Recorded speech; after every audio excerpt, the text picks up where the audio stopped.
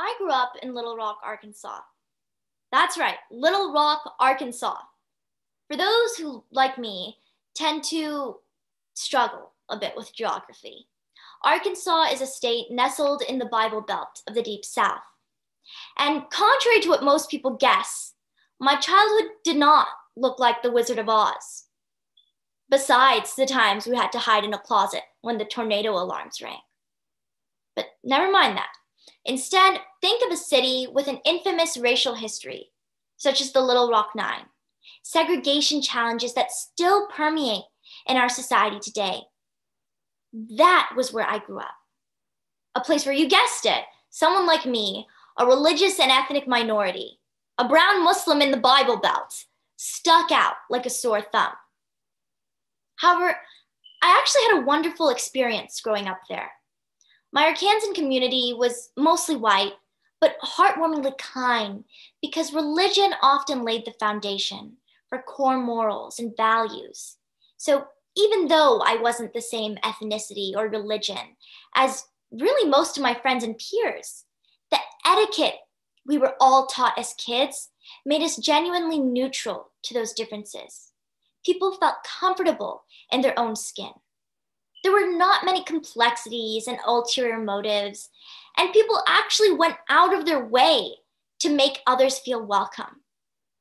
Middle school for me in New Jersey, however, was a very different experience. For the first time, there were a lot more people who looked like me, which was rather shocking, given I may or may not have made the assumption that every city looked like Little Rock, Arkansas. And I enjoyed this physical diversity, but I quickly learned that a physically diverse community does not ensure diverse social interactions.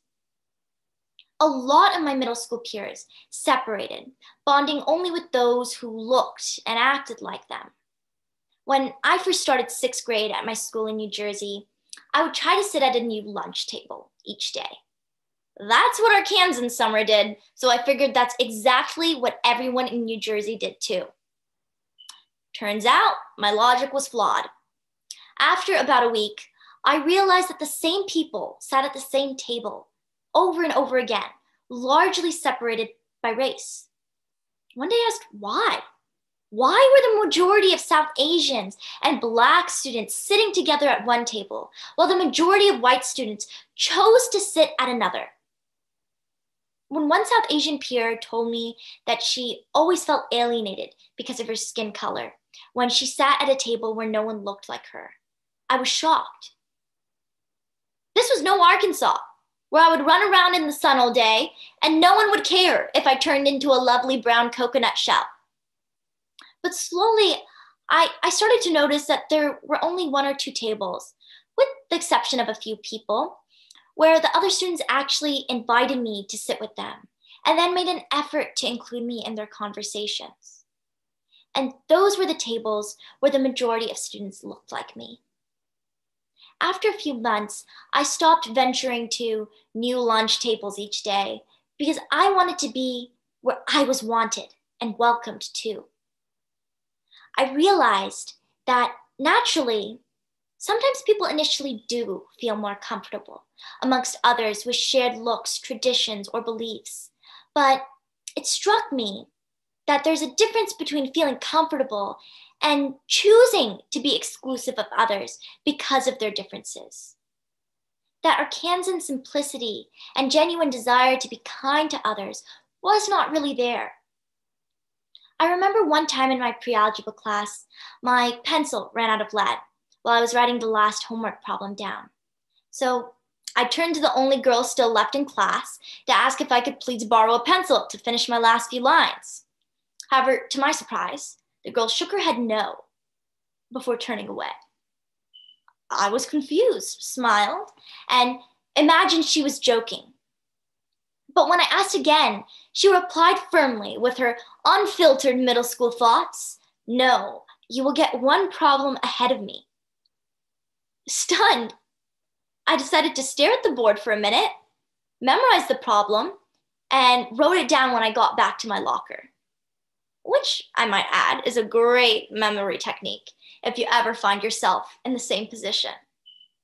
But funnily enough, our roles swapped a few weeks later when she was the one who ran out of lead and was frantically pressing on her eraser over and over again. Without hesitating, I offered her some of my lead. She looked shocked and was even a bit hesitant to take the pencil lead. But as it turns out, she slowly chose to abandon her every person for him or herself attitude when it came to others outside her friend group. Another reminder that before we can truly embrace authenticity, our community must actually foster an environment that encourages people to practice authenticity.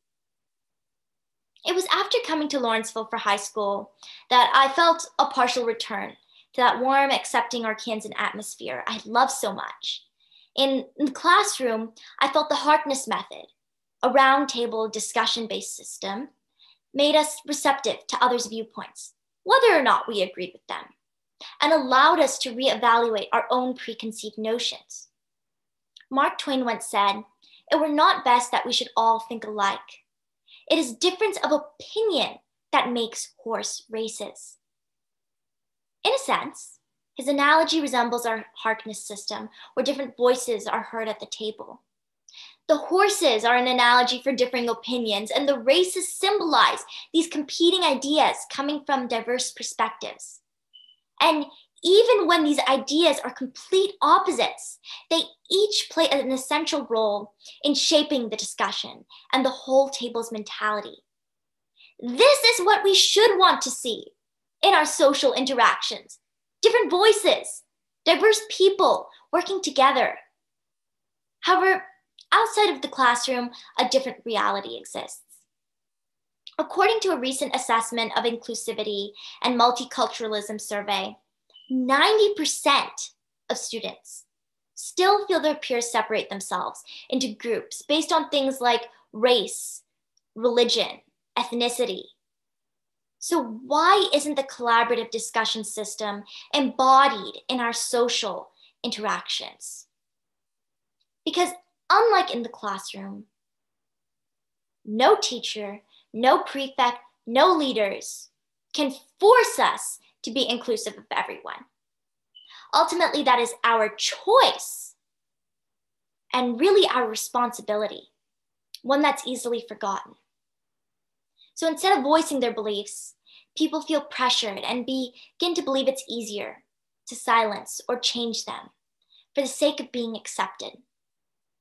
And those who don't want their voices diluted find themselves turning to their own racial or religious communities for support.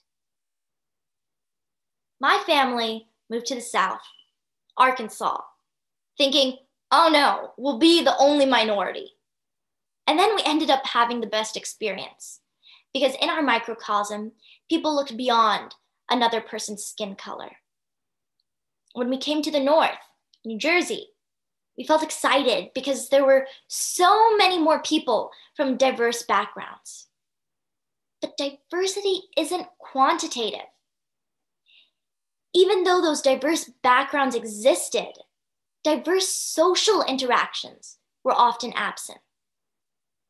Appearances are deceiving, and sometimes we receive something different than we expected. But at the end of the day, whether you're Black, brown, white, Muslim, Christian, Jewish, Hindu, or simply have different ideas, your genuine friends will not abandon you because of your differences, but respect your right to your beliefs, even when they don't agree. We must make the choice to practice authenticity and inclusivity so that others feel comfortable practicing authenticity too. The individual diverse chips that make up our school communities, our workplaces, our social spaces simply cannot come together if we choose to separate into little clusters and cliques. Schools and organizations may promote diversity by bringing people with different backgrounds and traditions into the same space. But it is our job as individuals to actually engage in diverse interactions and to collectively craft our own mosaic. Thank you.